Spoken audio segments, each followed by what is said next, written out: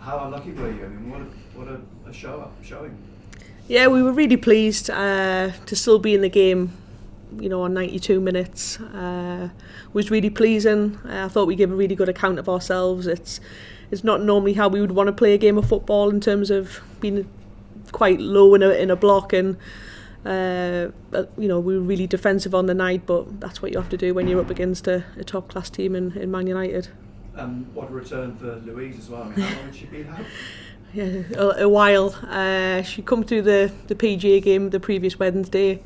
I don't think she was expecting to play as much as what she did on the night, but Meg picked up a ankle injury and had just come off the back of a night shift and literally been asleep for 2 hours. So she put in an unbelievable shift as well. So between the two of them, they operated that right hand side really well for her.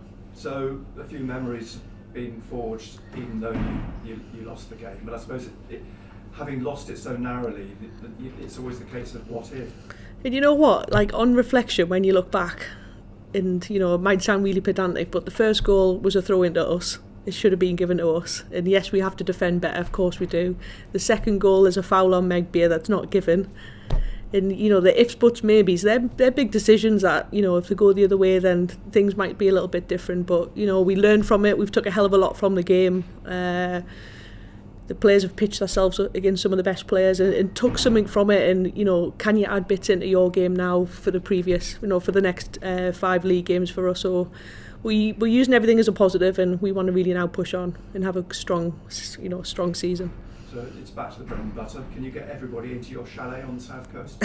We'll try. We're leaving tomorrow, actually. So, yeah, it'll be a long trip down. But it's a really, really big game for her.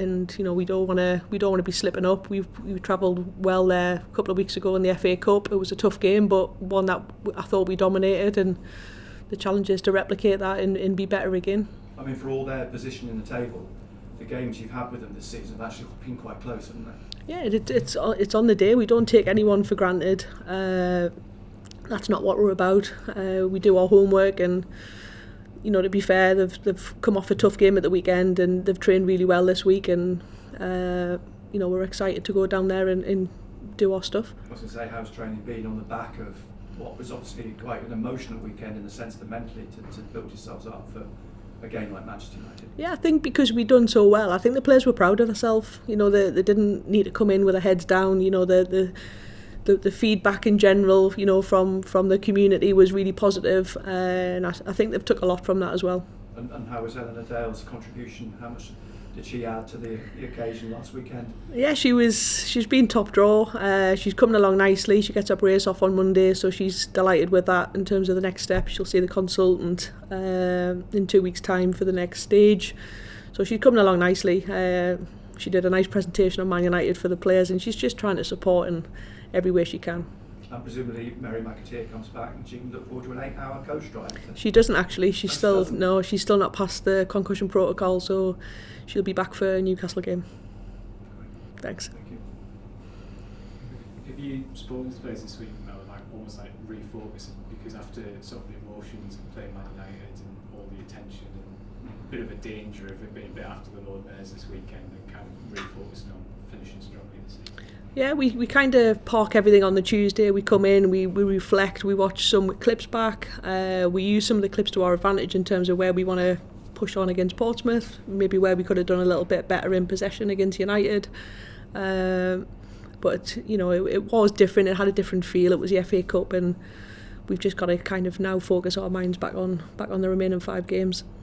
Do you have to, as a head coach, kind of be alert for signs that players, when you get at the stage of the season, it's not beyond the realms that you can challenge the top yet, but it does look difficult. Do you have to be alert to make sure there's no complacency, no switching off the road, and everyone's really sort of focused on the run? I think the competition that we've got in the squad, in terms of the squad depth, it would be dangerous for them to switch off, because they know they have to produce in training, they have to take in the information, they've got to understand the game plan, they've got to then apply themselves properly in training, so we know that they're ready to get the shirt on the weekend.